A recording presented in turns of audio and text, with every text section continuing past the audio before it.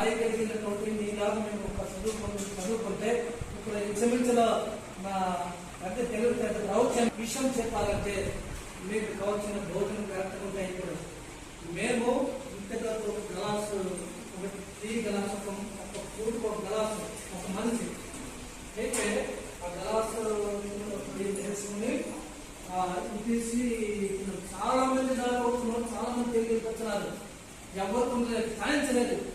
తర్వాత ఉపవాసం అనేది శుక్రవారం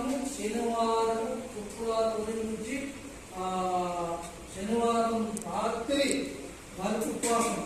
అంటే ఆగచ్చి అన్నారు. ఆగచ్చి అంటే ఏమనుకుంటున్నారు? ఎక్కడో అనుకుంటుంది. ఇంత కాపీలో ఒక గ్లాసు ఇస్తే రేటు ఉంటాయి అక్కడ. అది తాగిస్తుంది. మేము 2 రోజులు ఉపవాసం మరి ఇప్పుడు నేర్చుకుంటున్నారు.